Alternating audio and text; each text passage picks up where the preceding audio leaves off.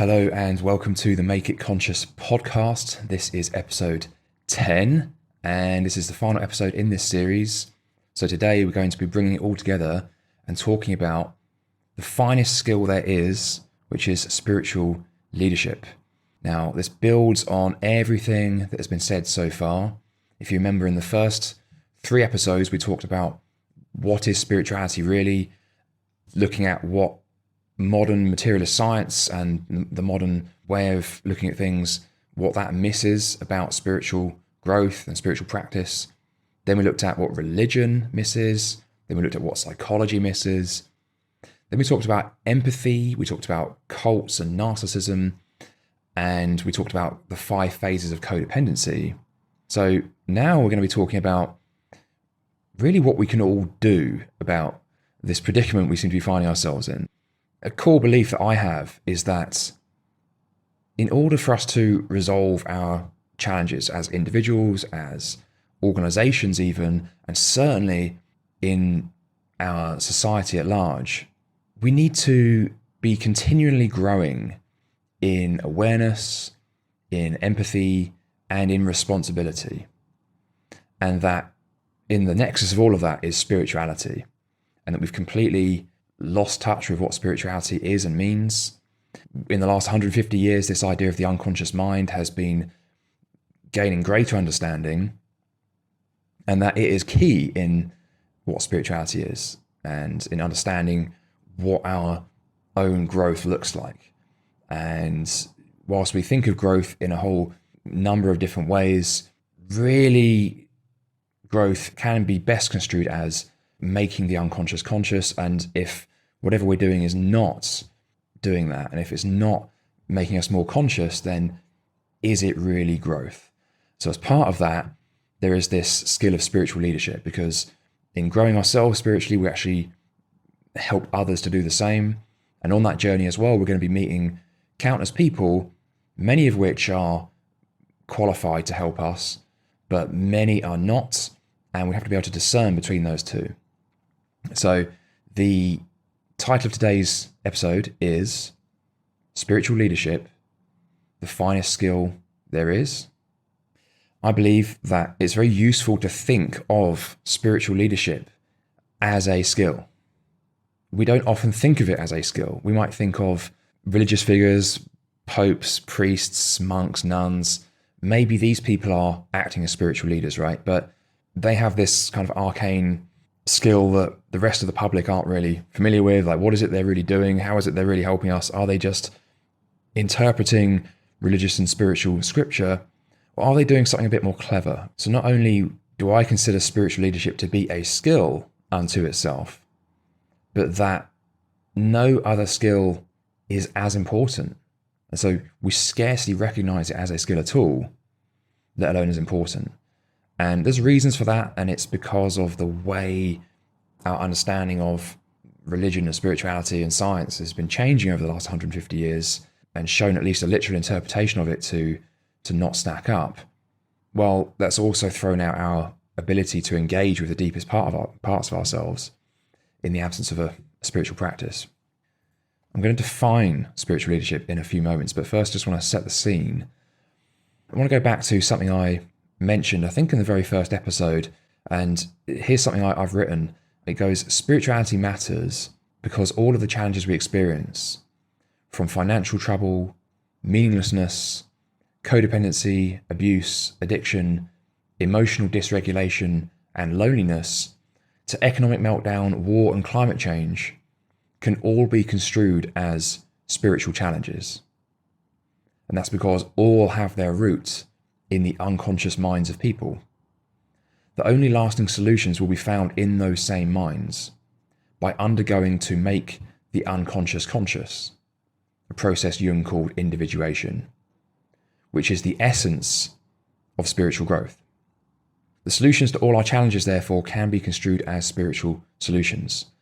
And this is highlighting the fundamental disease that exists across our culture. And it is, in one sense, thinking that if we just make the world a certain way, if we just get people to do what we want, if we just get the right technology, if we just structure our society and all agree on the right values and fix the world, then we'll be fine. And it's not hard to understand why we might have come to such a way of operating, because, hey, you fix the world, you do start to feel better if you start making more money, if you start eating cake, if you start getting more people around you, for example. But ultimately, unless we address the underlying cause of all of these things, which is our own mind, then that relief will only be temporary. And if we're not making the link between our intention, speech, and actions and the outcomes that we're experiencing, then we're not necessarily going to notice what is giving rise to what. So we might have a drink and get drunk and feel good and think, okay, well, alcohol is the solution, right? And not make the link with how that same decision is actually causing all these other issues in our lives. There isn't that sensitivity to what we're actually doing with our minds and with our actions and what's actually then unfolding in our life. So in other words, it's like there's a tendency to indulge in a assortment of coping mechanisms rather than look at the underlying psychological issues that are giving rise to all of our challenges. And it comes from conflict, and that comes from not having made certain things conscious in our own mind. So when I say that the solutions to our challenges can be construed as spiritual solutions, really what I'm saying is that by making more of ourselves conscious, by coming to see these disparate inclinations of mind and facing up to the feeling that is causing them, the feelings that are driving our mind in all these different ways. And then when we face up to those, we can actually straighten out our mind. Then we can live in a very harmonious and congruent way without reliance on these various addictions. So then, when we talk about spiritual leadership, how does that really differ from leadership more generally, like this conventional leadership? What comes to mind when you think of leadership? Well, do any Googling and you'll probably come across things like management, right? So like managing other people, getting other people to align towards a certain task. You might think of bosses, right? So surely our bosses are our leaders. You might think of building a business, taking charge and gathering resources, raising capital, executing on an idea. You might think about motivating or influencing others. You might think about simply teaching someone how to do something, how to excel at a certain skill, how to build a house, how to recover from narcissistic abuse, like how to do any of this stuff. And lastly, you might think of teaching the truth. So you might think of a leader as someone who simply shares knowledge or shares truth. Well, it's not often that I quote Tony Robbins, but let's look at Tony Robbins' definition of leadership, because I actually thought this was a lot closer to the mark. And he said that the definition of leadership, in his opinion, is to influence, inspire, and help others become their best selves, building their skills and achieving goals along the way. Now, I like this because it, rightly so, places the emphasis back on the person being led. It's to help them become their best selves. So it's not the leader making the other person better. It's the leader creating skillfully the conditions that facilitate the other person's growth, that allow the other person to grow into the self they're capable of being.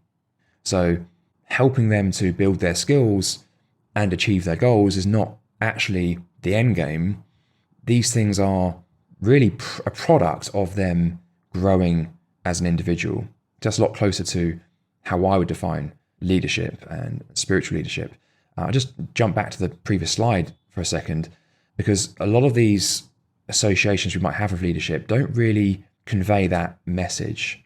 So talking about motivating and influencing others. Now, from one perspective, yes, that is what leadership does, but to be accurate and precise with our thinking here, in truth, others motivate themselves. That does not mean that we do not have a responsibility for helping them in the right direction towards their own growth. And that's actually key to the main point here. And I'm going to talk more about that in a second. But just to be accurate here, we don't really give people the fuel. They have the fuel. They have the motivation. as leaders, we actually just create the conditions for them to move in a certain direction. And that can be in a way that's conducive to their growth, that is facilitating this person's growth, or it can be in a way that stalls and hinders their growth by leveraging the unconscious mind. So not helping them make the unconscious conscious, but instead leveraging what is unconscious in the direction of advancing oneself at their expense. More on that in a moment. Here's how I define spiritual leadership as a standalone skill. And that is the ability to create conditions that are conducive to the development of consciousness using skillful intentions, speech, and actions.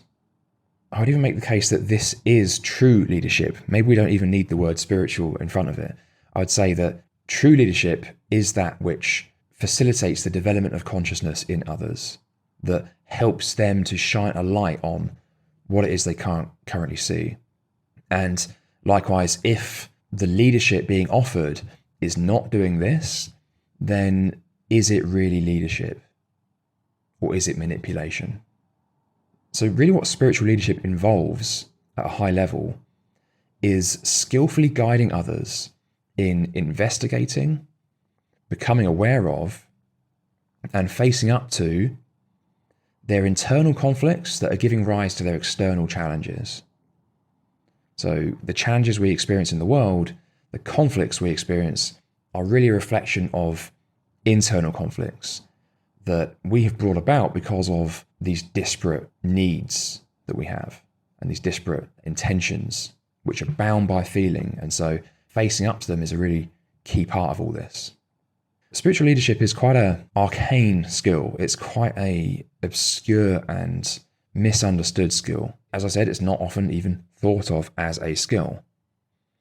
But this ability to create the conditions that help others grow, become more conscious, it's a very fine skill, and it involves using skillful intentions, skillful communication, speech, writing, the way we text, the way we post on the internet, and our actions, what we actually do with our resources, with our time, during our livelihood, like the ends that we choose to work towards. These are all going to have an influence on the people around us and the world around us.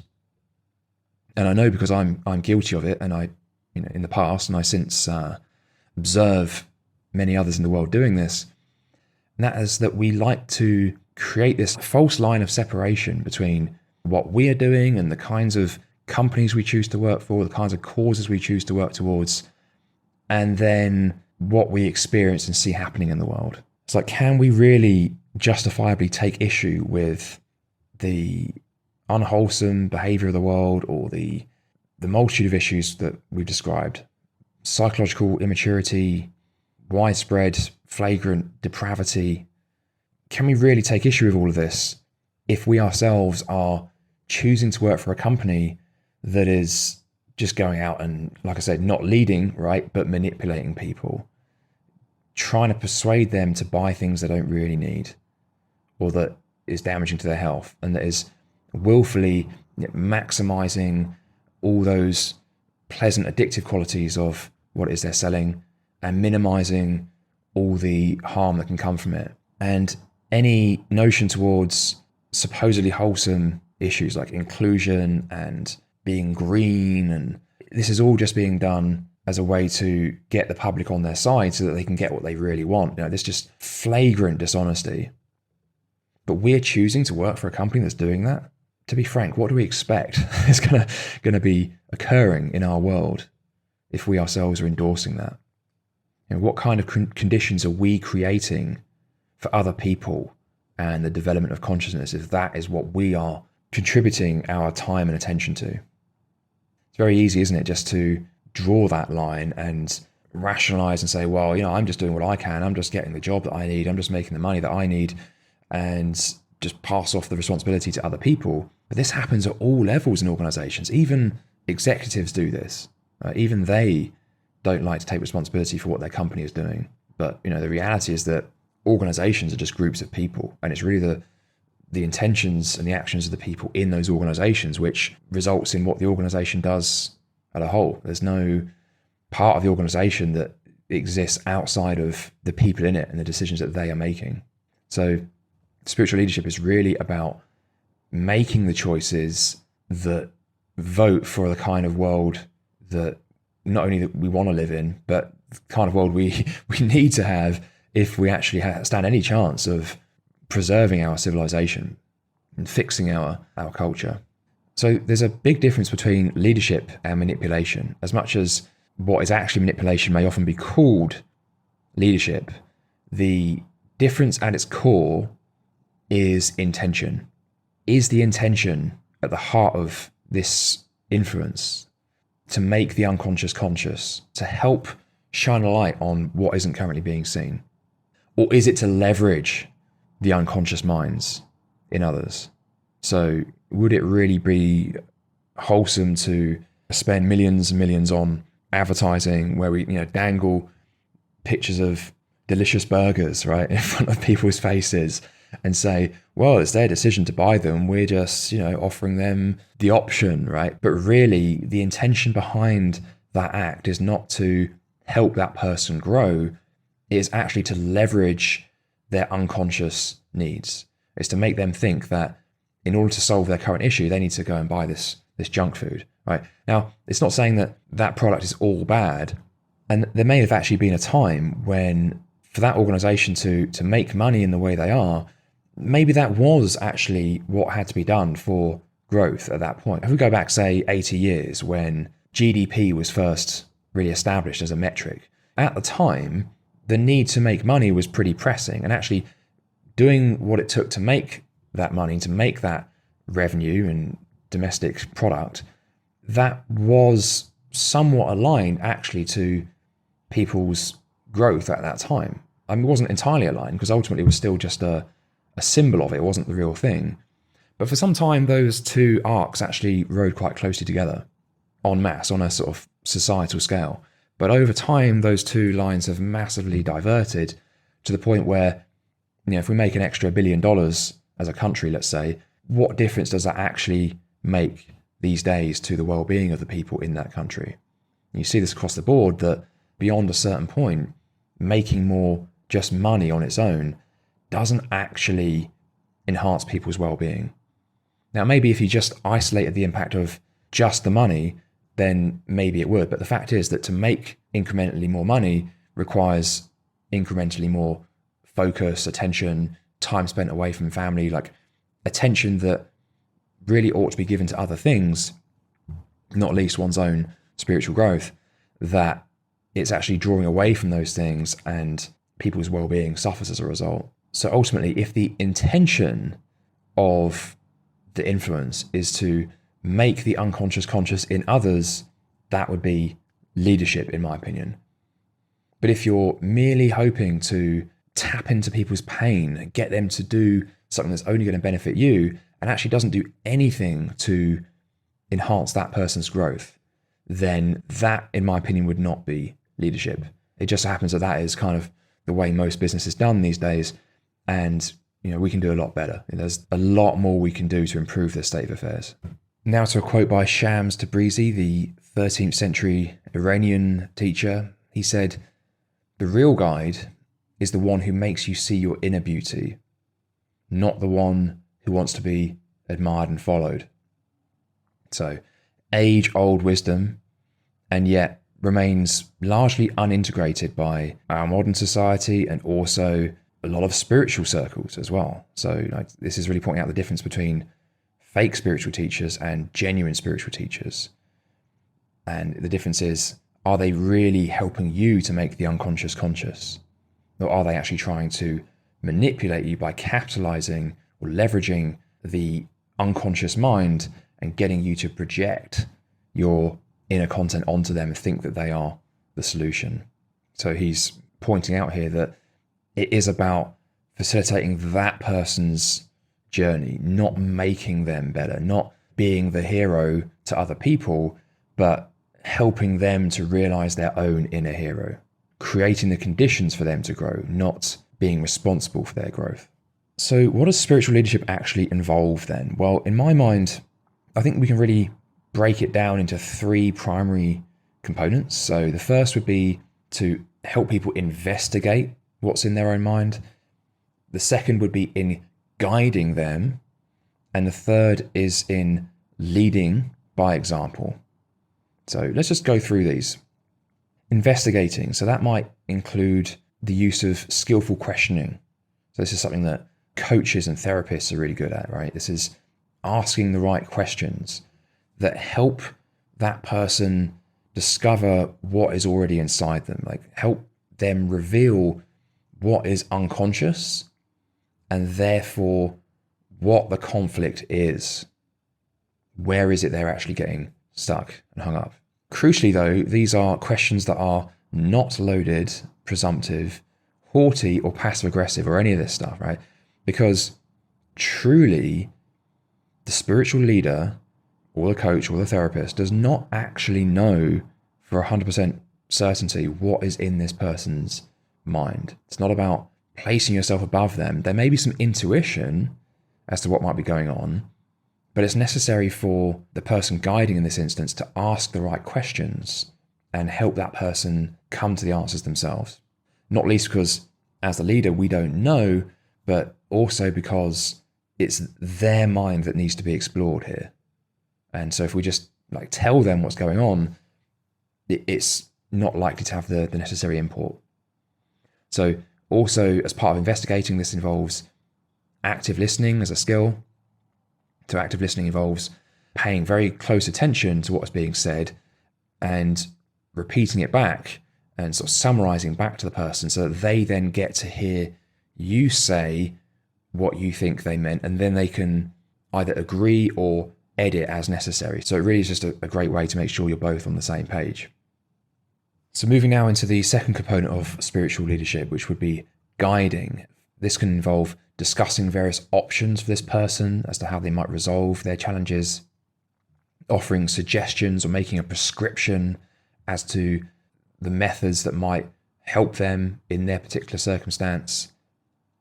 And again, this is really about offering suggestions. It's not about telling them what to do, because again, truthfully, we don't really know for sure what is going to help this person.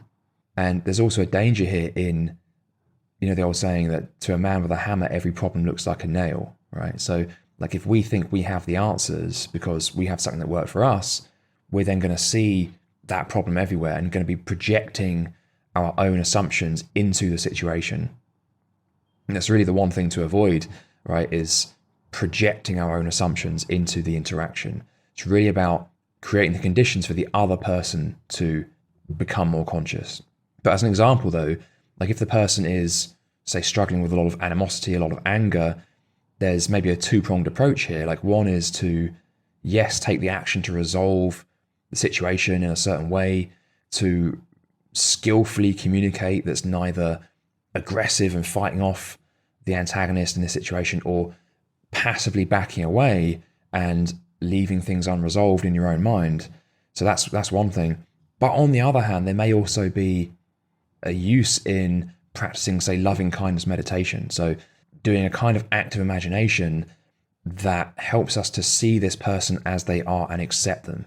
So, not to judge them on one hand, but again, not to pretend that what they're doing is just fine, right? And actually, so it's about dealing with the situation in a way that walks the middle way and your own mind in a way that walks the middle way, addressing both the internal and the external.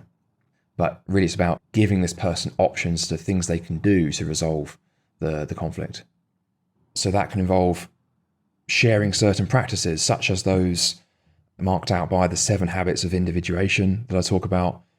So that's everything from their attitude towards the situation, the way they actually behave in the situation, and also encouraging them in various kinds of mental discipline. Guiding can also mean giving reassurance, particularly in facing up to feeling. Because before a person has resolved a conflict, there's going to be a lot of feeling that needs to come out. And before you go through that, there can be a tendency to think that the feeling is just unbearable, right? In some ways, a decision is being made to not resolve the issue because the feeling is assumed to just be too painful, just not worth going near. But if you're someone who's actually gone through something similar in the past, it will never be exactly the same, of course, but nonetheless, you can offer reassurance that if this person just faces up to feeling, that it maybe won't be as bad as they think, and then it will actually resolve the underlying issue. And then thirdly, of course, leading by example. This really means actually embodying a spiritual way of life yourself, walking the middle way, transcending your own contradictions through a spiritual practice of responsibility, conduct, and mental discipline. And also it means meeting people where they are.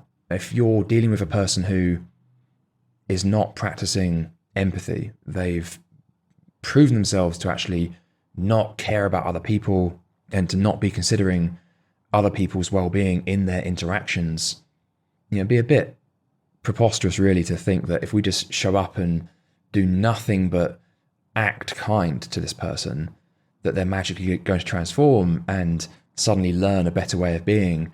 We have to meet them where they are. And that doesn't mean being unkind. In fact, it means being kind, but that's different from acting kind, okay, or being nicey, or just like hoping that if we just do that and we just, in all our wisdom, like act out this panacea of kindness, that we're going to inspire people to come up to our high point of where we are, right? And it's really just a highbrow way of flattering oneself, right? We need to meet people where they are. We need to talk their language. So a core quality of spiritual leaders, therefore, is to be able to meet people where they are, speak their language psychologically, understand what needs to happen to move them to the next stage, not to fast track them to enlightenment right this minute, but to move them to the next stage and understand that even the next stage is going to be obsolete at a later date. But in order to get to a later stage, they have to first go to the next stage. There is that in terms of meeting people where they are. But meeting people where they are also means meeting them at their current challenge. So, for example, it's maybe not appropriate to tell someone to just meditate if they're in the depths of anger. Maybe sitting down to meditate at that moment is not what that person actually needs at that moment. So it's about moving people step by step to where they need to go, not just forcing the end goal on them right away. So a spiritual leader is adept at all of these things: investigating, guiding, and leading by example. So, there's a good reason why we don't tend to think of spiritual leadership as a skill unto itself. However, had you been a monastic 100 years ago or 500 years ago, it might have been quite different. And historically, spiritual leadership has been the role of religious leaders. And often in all religions, right, there is this delineation between the monastics and the lay people. And so within the community of priests or nuns or monks, they actually do have methods that they share, and they share between them and pass down. These are methods for helping the lay people in the congregation overcome the challenges we've discussed. Whether they're depressed or having problems with their family or whatever it is, they would go to their local priest or whoever and ask for advice with these issues. But for the religious leader to help them, it wasn't merely a case of reciting scripture. They actually had to have a certain set of skills for helping to move that person to the next step of where they need to go. And if you've hung out with Buddhists, for example, they will tell you that within their group of monastics, they have certain skills that they pass on, they share with each other, that go beyond simply interpreting scripture correctly, but are actually about leading people through their issues. If you're watching this on YouTube, you'll see I've got a slide here with a picture of the Hierophant, which is a tarot card. This is somewhat ironically used here because a spiritual leader is not merely a Hierophant. They're not simply someone who organizes scripture and interprets scripture and then conveys that to people. This is actually a much finer skill, which involves skillfully moving people from where they are to a place of greater awareness. So if we're talking about individuation here, genuine spiritual growth, then spiritual leadership must be viewed as a skill unto itself. In other words, we must separate it out from the domain of religion and just something that religious leaders did, but actually to something that we must all do for each other. And on that note, it's not really a role which a person takes whilst other people follow. This is something we all do for each other. And if you're involved in a group that is practicing genuine spiritual growth and they're not just acting it out or trying to use the appearance of spirituality to placate an inner conflict that they're not actually willing to go near, well, what you'll find is that the role of spiritual leader actually changes from week to week or moment to moment. This was very apparent when I did my Jungian coaching course last year. We would get together in groups, and one week you'd be the coach and the other week you'd get coached. And it became very clear that we all had something to offer each other. There was no one person that was deemed as like, the teacher who used to help us all. And this is a fallacy often perpetuated by cult leaders and narcissists, right? It's that it's not possible to teach someone who's superior to you anything. You have the leader, you have the teacher, and they impart knowledge to other people. They don't need to change. They don't need to learn, right? They've already made it, as it were. They're already enlightened. But where else do you see that kind of dynamic going on? Like even a 3-year-old child can teach their parents something. Even a 3-year-old child can see something, in other words, can be conscious of something that their parents are not conscious of. So it would be entirely preposterous to suggest that there is anyone who is conscious of everything that you are conscious of and more. That's not how human existence works. We all have our own section of what we're aware of in ourselves and outside of us. And as much as there's overlap between different people, there is no one who knows everything we know, and there is no one who doesn't know something that we don't. So we actually all need to be spiritual leaders in order to continually grow. And that's why I think it really helps to view this as a skill unto itself and to understand that it is important and it plays a vital role in the growth of everybody and what we really need. So the skills of spiritual leadership are not just for those in roles of spiritual leaders, like people with designated titles or roles. They will in fact make you a better parent, a better partner, a better friend, neighbour, a manager, a colleague, and overall contributor to society. It is in truth the only way to help others in a sustainable way, by helping them to help themselves. So whilst forms of conventional leadership, management and organising people towards a goal, if those goals in themselves aren't wholesome, then is that truly leadership? It may be leading people towards something that isn't actually beneficial in some way, but I would say that's not really helping people ultimately. It's just making things look better temporarily. It's, achieving a result of some kind, but it's not considering the negative of that very same result and what was sacrificed in order to get there. So over the last century and a half, people have greatly moved away from organized religion, and that's really given way to modern materialist science. And yes, on one hand, this has created a great disconnection from the unconscious, like the deepest parts of ourselves. So these aspects of the unconscious that are just trying to be realized, they now kind of have nowhere to go. And this has created all kinds of problems. So whilst we've developed technologically and in terms of our scientific modeling of existence, we've actually created a whole load of problems. But those problems themselves are what has led really to a deeper understanding of the unconscious mind.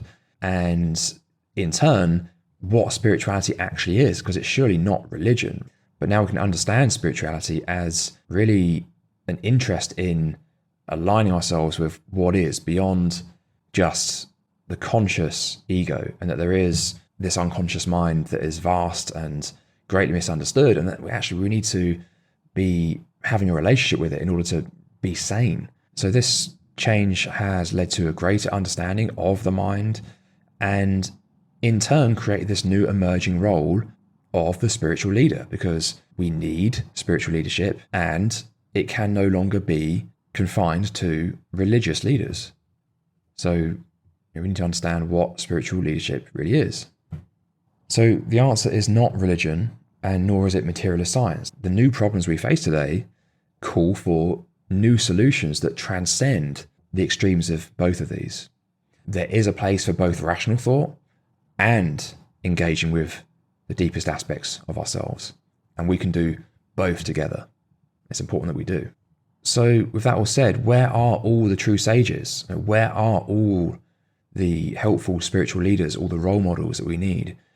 There is no shortage of leaders available today to help us develop material skills and knowledge. So anyone can find leaders online for almost any skill. But are these conventional leaders genuinely helping us to advance and solve our challenges? Or are they just helping us to rearrange the chairs? Is the Titanic heading for the iceberg regardless? And I've observed that most of who we might consider leaders in our society, like the most respected business people, managers, bosses, the execs of organizations we work for, they are at most practicing, generally, only 4 or 5 of the 7 habits of individuation consistently, if any. In fact, sometimes people are respected precisely because they are evil and demonic in their actions. This kind of behavior is actually being quite lauded by our society at the moment, which is really a reflection of where people's minds are at. So we should not expect our conventional leaders to offer much by way of useful guidance around the lasting spiritual solutions that we need. They might have other kinds of solutions. They might have ways of temporarily mitigating certain symptoms of the issues, but unless they are practicing a spiritual path that is really intent on taking responsibility and understanding the mental conflicts that are giving rise to these challenges, then they're simply not qualified to offer real solutions that will provide lasting change. We in the West have become so disconnected from spiritual leadership and spiritual practice and what they each involve that helpful sages, like genuine spiritual leaders, are more the exception than the rule, even in spiritual and self-help circles. If anything, actually, if you attend these groups and you go to the Buddhist meetups and so on, it's very curious because sometimes not only are they not practicing the 7 habits, they actually attract the kind of people who are not only not practicing, but are actually looking for cover. They're looking for a camouflage. It's sometimes said that the 2 areas where you'll find the most psychopaths are politics and spirituality. And it's not hard to understand why. In fact, most of the people that I would personally consider to be sages are not in designated positions of spiritual leadership. They are not necessarily monks, nuns, priests. I mean, they can be these things, of course, but not necessarily. Not even necessarily coaches or therapists. None of these things qualify a person for spiritual leadership. Sometimes they actually attract those who are merely looking to manipulate and not to advance. Just because someone has a large social media following and is talking about spiritual topics doesn't necessarily mean they are a capable spiritual leader. Many spiritual leaders don't even have a following. Maybe they're not even on social media. These are unusual people, but they can nonetheless show up as regular people that you bump into. They might be your dentist, they might be your parent, they might be a teacher, or they might even be a colleague at work. They do not play status games. It doesn't mean that they're not going to have a high status in society and in the eyes of other people. What it means is they're not measuring their self-worth in terms of the number of likes they have or the number of followers they have. They're not zoning in on that metric and going, you know what, I want to be popular, therefore what I need to do is isolate this number, which is the number of followers that I have, and maximize that number. And therefore, if I maximize that number, I'm good. I must be popular. Well, clearly this is just a basic case of falling in love with the symbol and cheating on the real thing. Now, they're also not going to push for positions of overt leadership. They don't really have any personal hang-ups around leadership. They may become leaders. They may end up in a position of overt and official leadership, but they're not going to push for that position just to address an underlying pain that they're not willing to work through.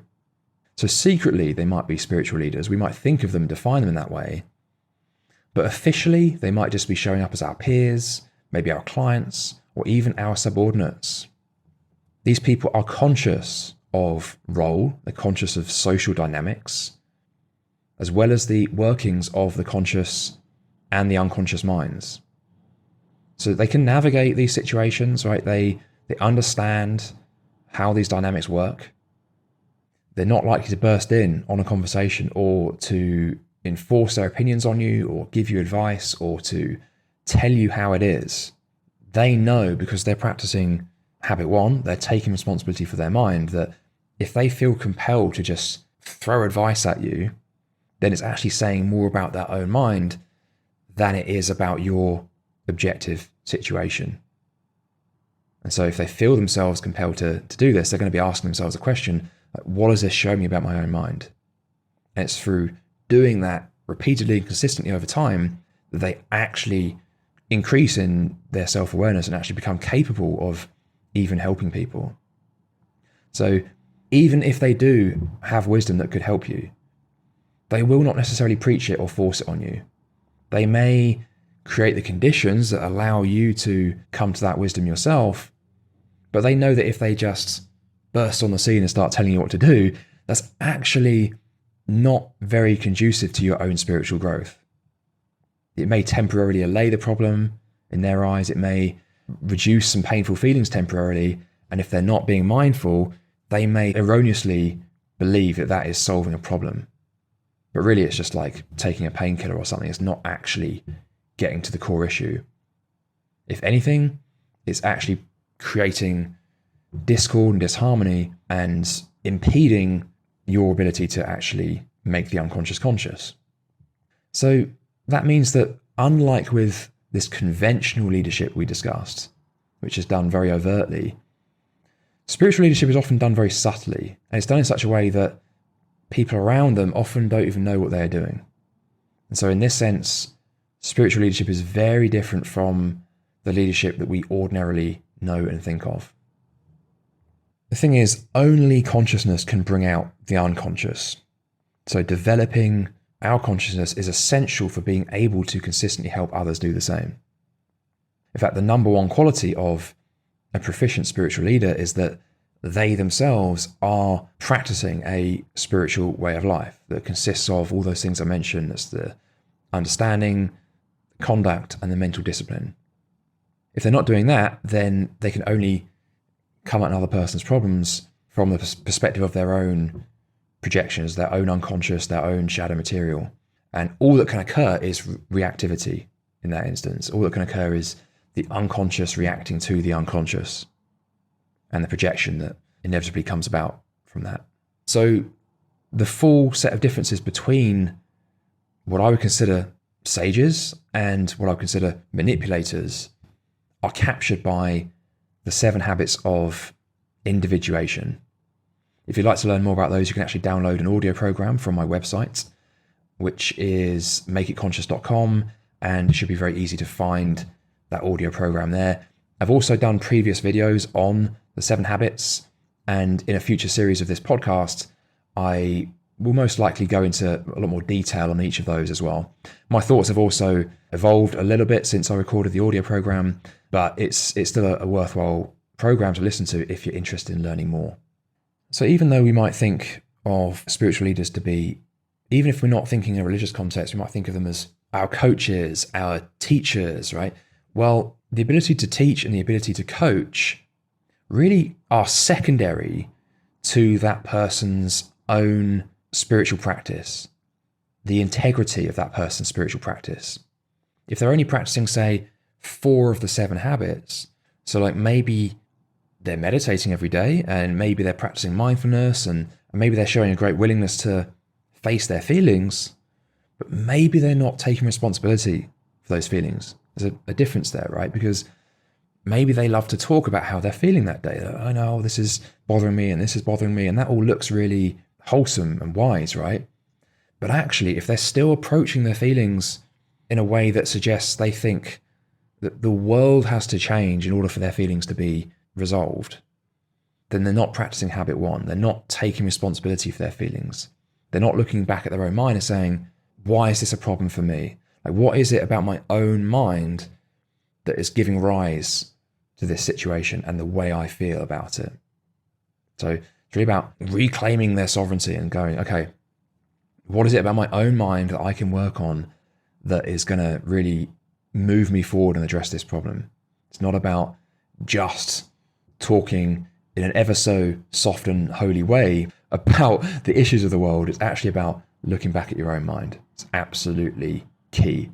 And even though it's fundamental to the spiritual journey, it's often the last thing that we want to do. And I think a large reason of that is because we just assume that really working through that and really working through these feelings is going to be just awful, right? And it changes our self-image. Because, of course, if we take responsibility in a situation where we've been abused, what's the narrative about that, right? What does that say about our idea of ourselves and the idea of this other person? Here's a question. What does it matter? It doesn't mean anything, because there is no fixed you. There is no person that remains unchanging. There is an idea of a person, and that idea can make us feel good or it can make us feel bad. But that's just a meaning that our mind draws from it. In truth, there is no fixed person there. There's just an idea of one. So I think an unwillingness to take responsibility often comes from this fear about what it might mean about us, right? What it means about us as a person. And that's just all ideas. So we can safely let go of that, and we can take responsibility, and we can face up to feeling, and you know what? It's going to be okay. So I'm going to end here with just a statement that encapsulates a lot of what Make It Conscious is about and what I've been saying over the last 10 weeks.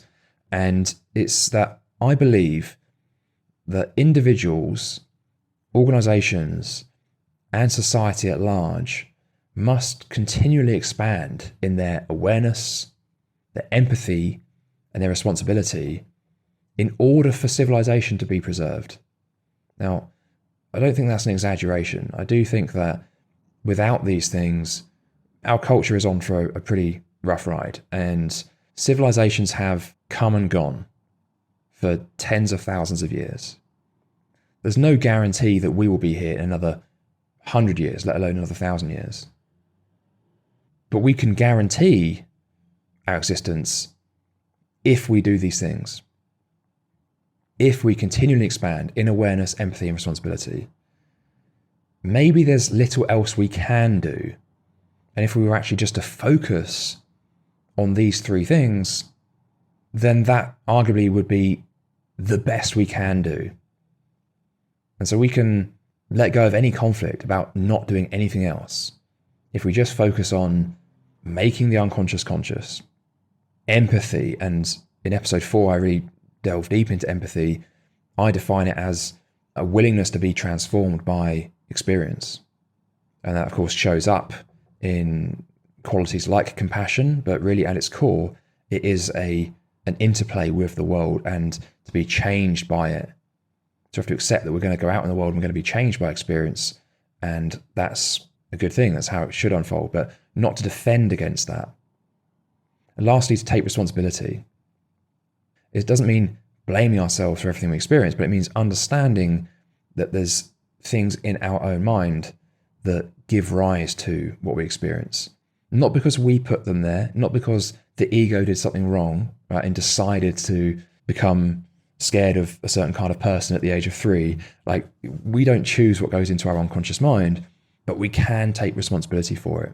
And in fact, if we don't, we're just going to keep encountering situations that point at that conflict in our own mind. Painful situations that really show up with the purpose of keeping us back on track. It's the whole point of suffering. So we no longer have to see suffering as bad. We can recognize it as painful. We can understand that we can work through it and resolve it and move to a point where we don't really need to experience as much of it. The more aligned our existence, the less conflict we have in our own minds, the less we're going to suffer. But we need not be scared of suffering, because the whole reason for suffering is to show us where there are things in our own mind that we're not seeing.